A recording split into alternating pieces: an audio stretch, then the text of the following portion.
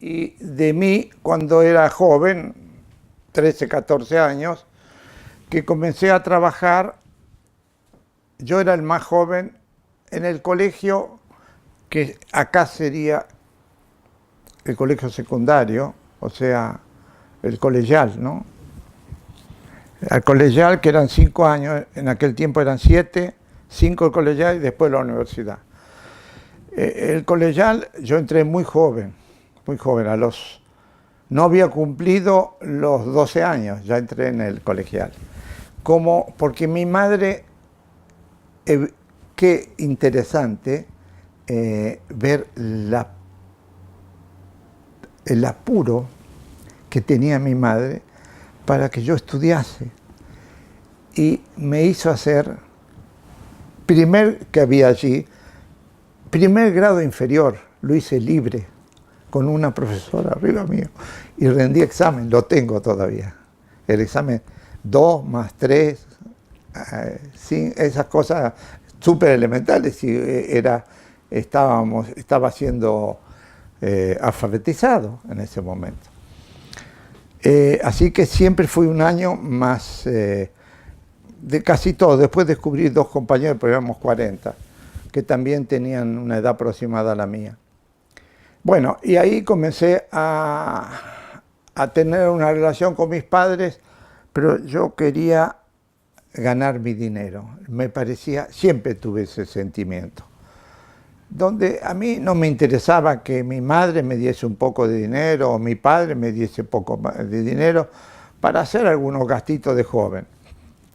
No, yo quiero ganar. Y yo comencé a trabajar joven.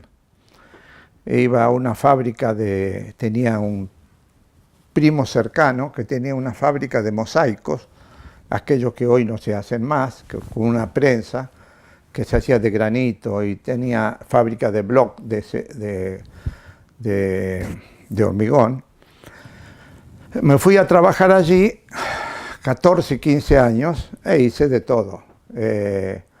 Cuando faltaba un hombre para ir a buscar a la estación de tren, porque mi primo compraba el cemento directamente de fábrica, salía más barato, qué sé yo.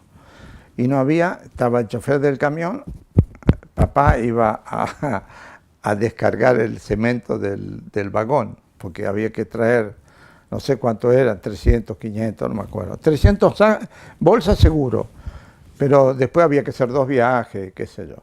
Así que hice de todo. Mis manos no son las de hoy. Mi madre se notaba que trabajaba como los albañiles, que tienen las manos percudidas del trabajo. Bueno, pero no me interesaba que yo ganaba dinero. Y que podía hacer y podía trabajar, sin duda alguna. Trabajaba de casualidad, pero porque claro, era en mi barrio, y había 2 señores ya grandes, casados, trabajando, que eran mis compañeros de trabajo, siempre a la tarde, porque yo estudiaba a la mañana.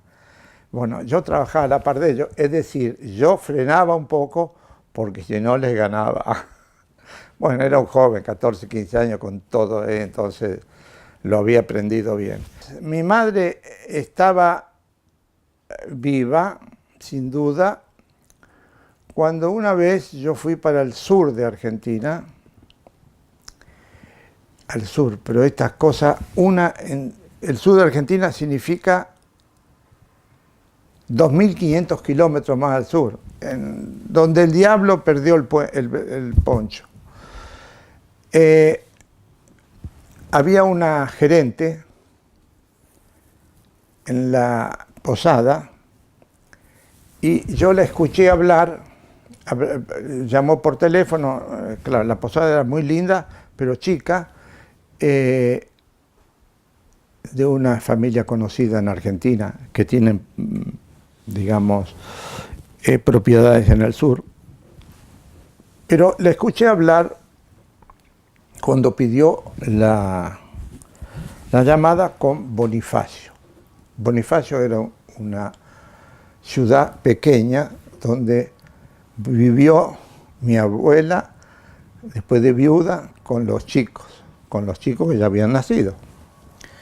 Después que tenía una cancha de pelota, acá, ¿cómo se dice? La cancha de pelota, pelota vasca o...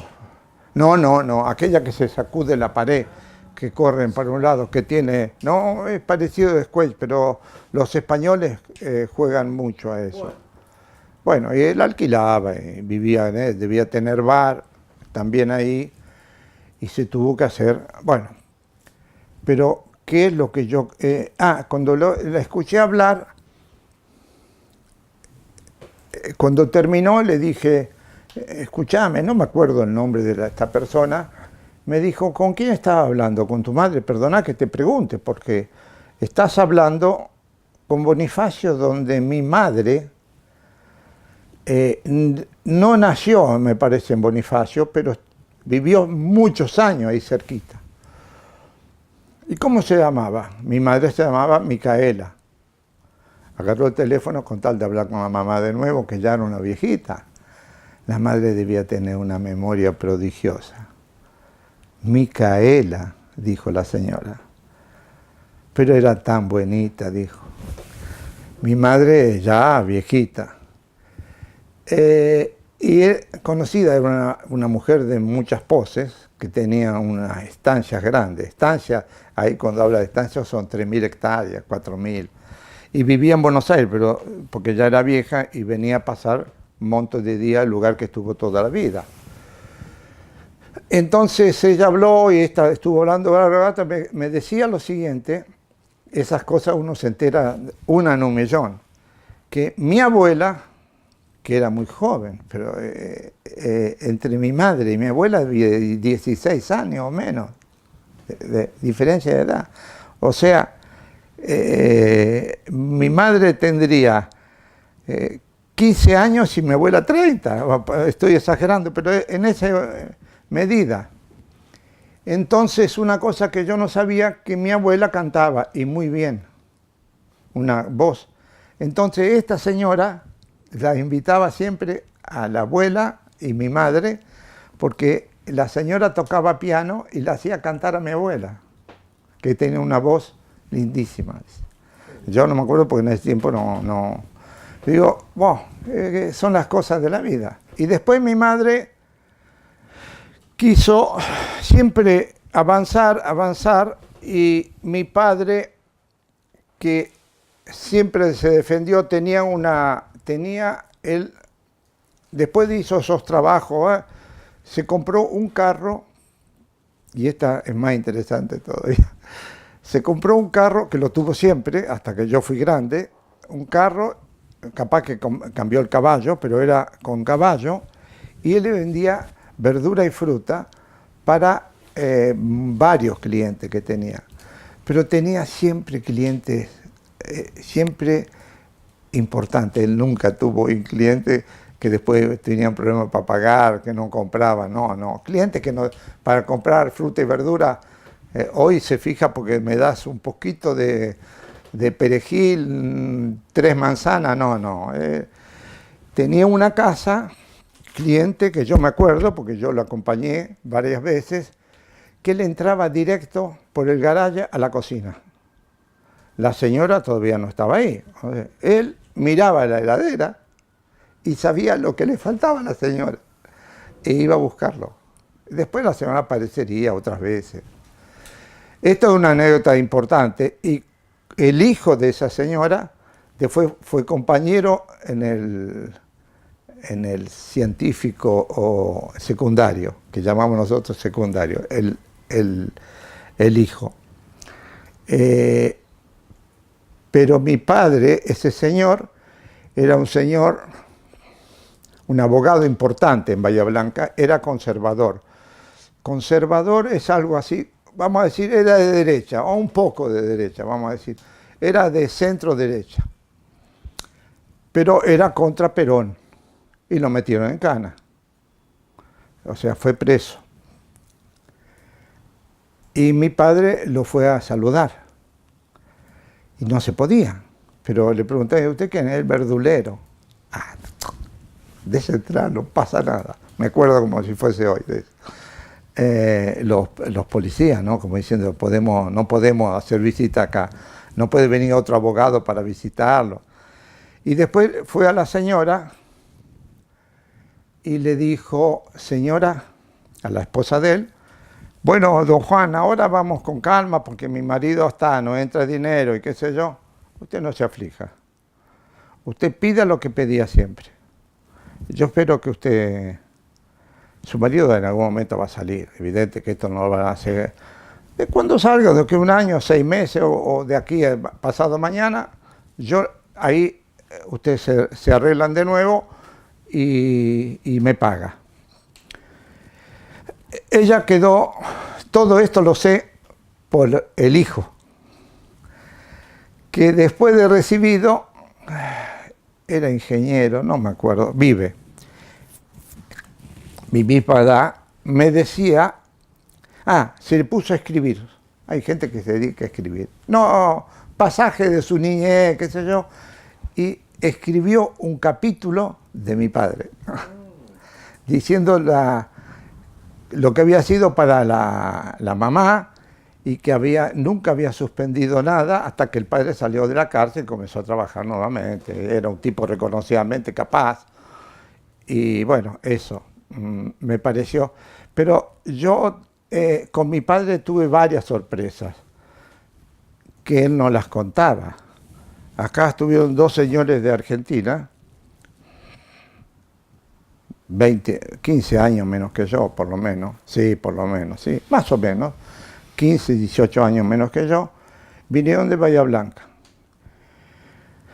Uno me sonó el apellido, se llamaba Comignani, trabajaba en la Municipalidad de Bahía Blanca, uno, el otro no me acuerdo, me dijo, el Comignani me dijo, vos no tenés idea de en casa como lo queremos a tu viejo. Y mi padre, porque era Comignani, seguro que era italiano igual que mi padre, el tipo se fundió, era un constructor. Y mi padre repitió la novela que había dicho con el abogado, que eso no lo sabía yo. Después cómo arreglaron, después más tarde, no sé. O sea, mi padre era un tipo generoso. Yo creo que salía él, en ese sentido no tengo duda ninguna. Era un tipo generoso y no pensaba publicarlo. Tanto así que yo no lo sabía. ¿Qué otra cosa de mi padre? Está bien. Y después mi madre, siguiendo con el tema muy importante, mi madre quería que él parase de trabajar. Y él paró. Y cuando yo me recibí, más o menos, 1964. Mi padre del 8, puta que paró joven. Paró y mi madre ya había preparado, teníamos un garaje grande en casa. Mi madre se hizo construir una casa nueva.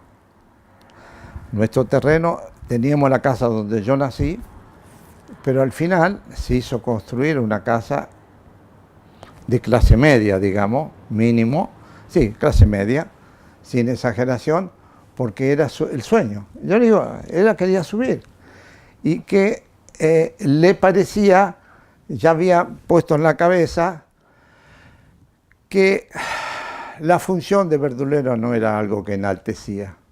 Mire qué cosa en la cabeza, porque ella vivió resentida con lo que tuvo que sufrir y algún maltrato en el trabajo, cállate la boca, de chica. Entonces, creo que ella quiso tapar todo eso.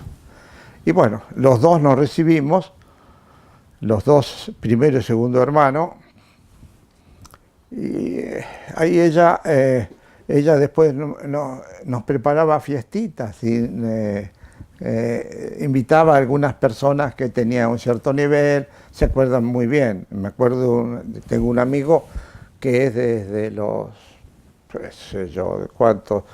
Tendríamos 12, 13 años, máximo, 12 años.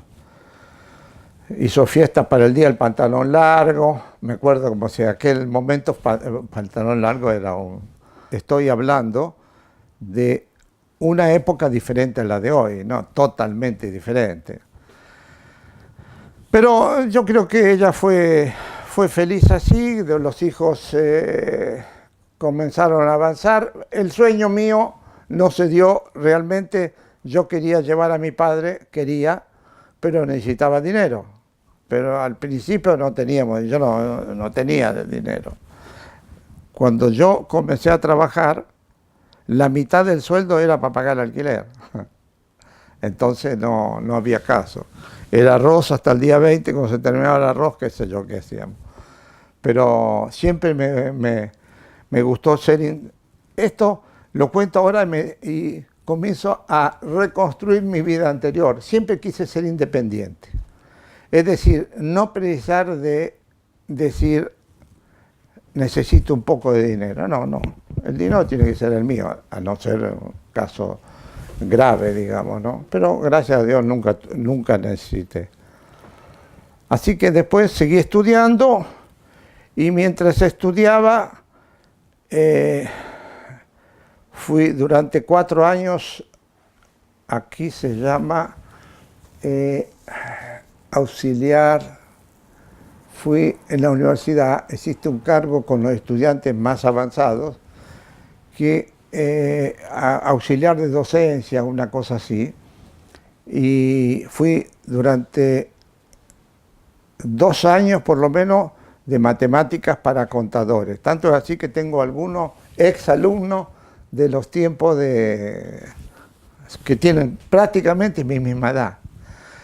Fui al Colegio Nacional, como yo era un alumno universitario y bastante más avanzado en el sentido de años, fui a dar clases al Colegio Nacional, que era el secundario, digamos, el científico, una cosa así.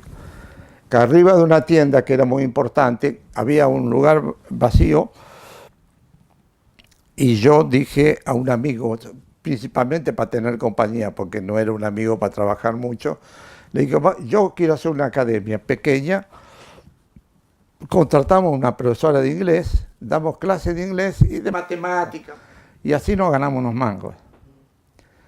Bueno, normalmente yo tenía mucho más didáctica, así que querían siempre conmigo.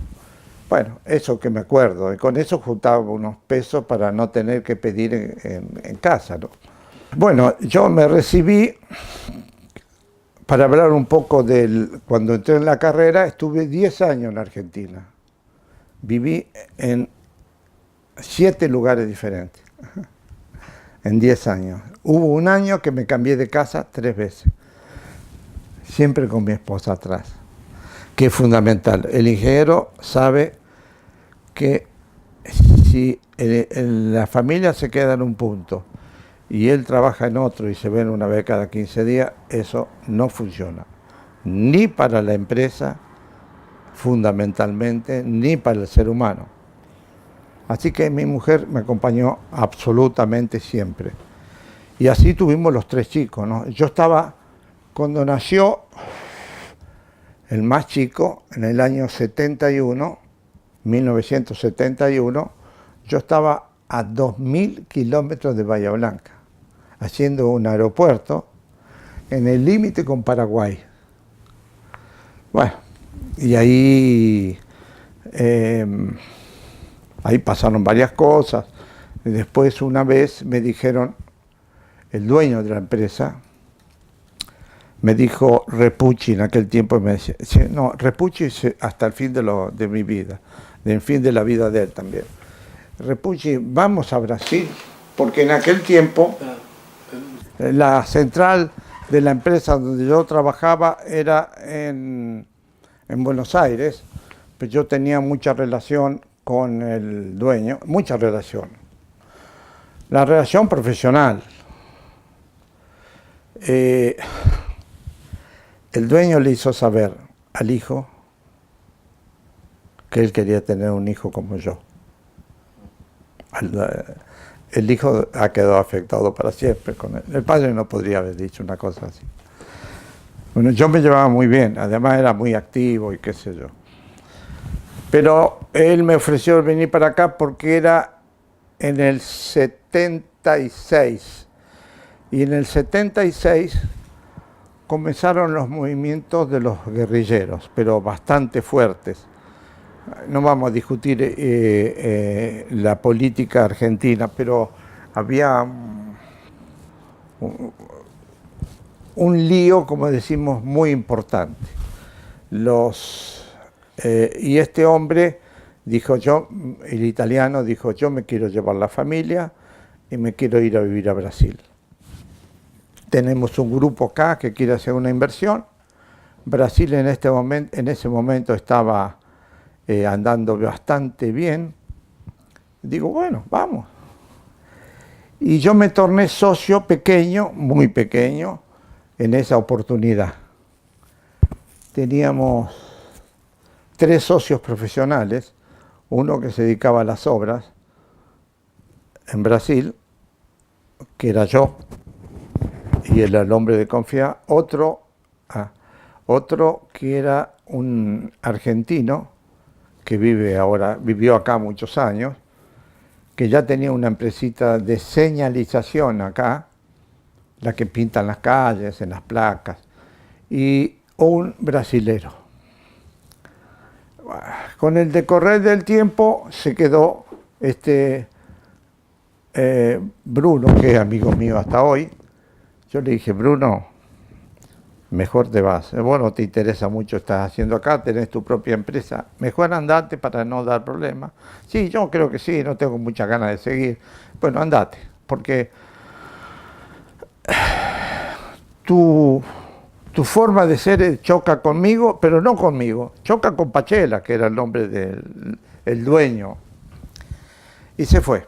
No tenía nada.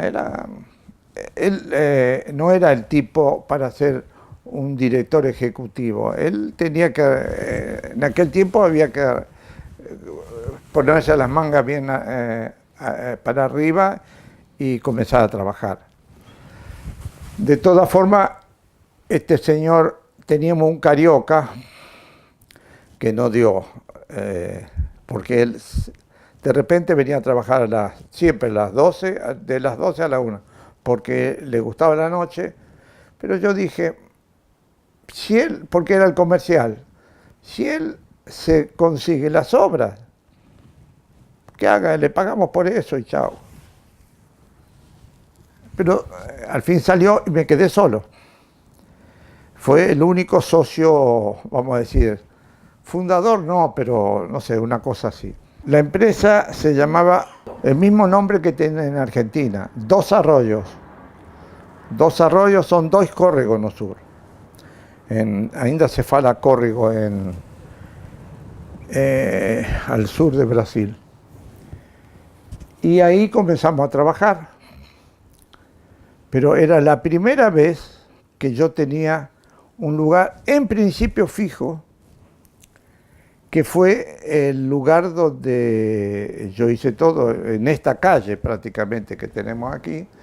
Viví enfrente un año y medio, no mucho más, y compramos aquí enfrente y las cosas, y viví siempre aquí.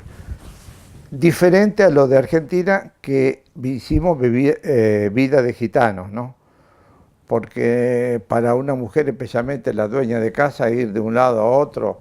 Yo he vivido en casas prefabricadas, donde una vez me llamaron urgente, mi mujer, fui a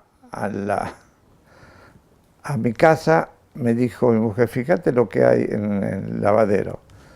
Lavadero chiquitito, integrado a la casa, una serpiente así. Cascabel, creo que era, no sé. Estaba abajo de la pileta. Así que la vivimos todas. Esto fue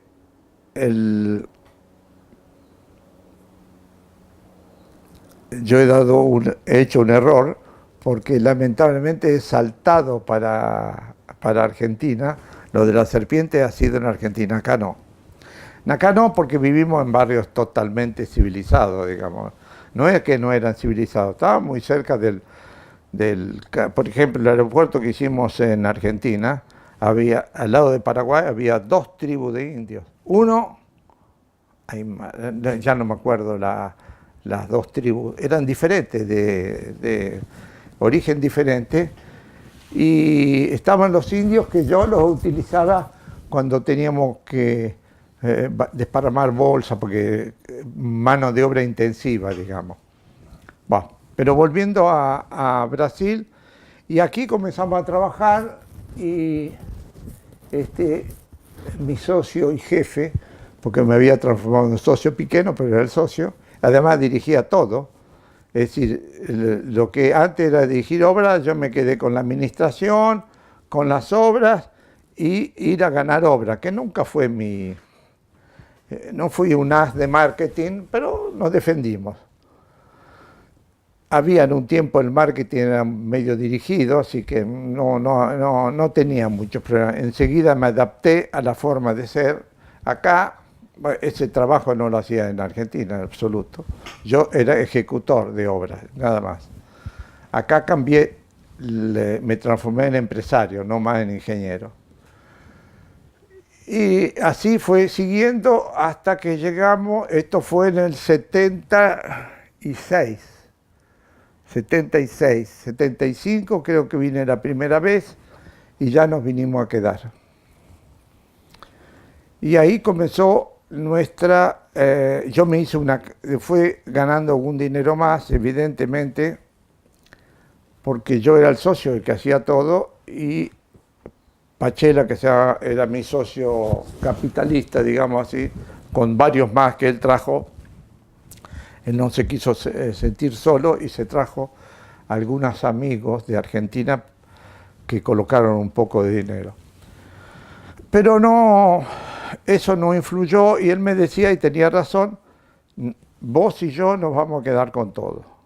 Porque está claro que ellos no tienen, están haciendo una experiencia de colocar dinero, pero para ver qué va. Y realmente uno falleció, la familia vendió. El otro también falleció, bueno, claro, a los años que pasaron. De otro yo compré, y ahí al final yo tenía 30 y poco % de la empresa, no llegaba, 27, 28, y Pachela, que hubo que comprarle a los socios que se querían ir. Las cosas en algún momento en Argentina no funcionaron bien, ¿por qué? No me acuerdo, pero esto fue entre 75 y 80, por ahí. Así fuimos avanzando hasta que Pachela venía mucho, una vez por mes, una vez cada 40 días, y entonces a veces yo tomaba, digamos, era el hombre que hacía todo acá. Cobraba, recibía, compraba las máquinas, y yo no lo consultaba mucho, a pesar de que era insignificante así. Entonces una vez me compré compramos para la empresa una moto niveladora, hacía falta, y vale mucha plata, $200.000, qué sé yo. Hoy no sé ni cuánto vale, 200, $300.000, no sé. Y él me dijo, ¿y qué va a hacer con la moto niveladora? ¿Usted tiene un jardín grande? Ahora que la crítica feroz, ¿no? Sí, la puedo poner enfrente del edificio mío, y la puedo dejar así, yo seguí la cuerda, ¿no? Pero nos fue bastante bien. Así le fui dando a los socios dinero, porque lo único que le interesaba a los socios era dinero. Pachela es lo único que tenía espíritu de empresario y de obras y eso.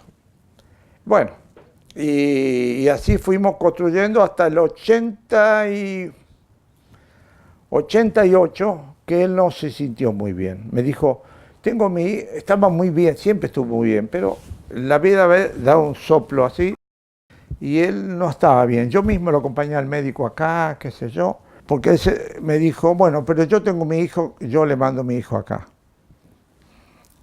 Pero a cosas en Buenos Aires se le pusieron pesadas.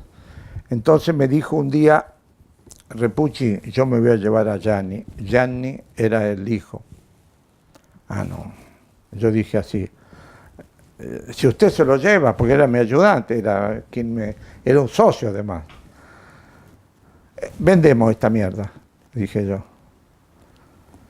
Me cabrié y vendemos. Y ahí me fui, bueno, Nos retiramos, cada uno a su casa, él tenía casa acá, y yo me fui a casa a almorzar. Cuando volví, nos vivimos le dije,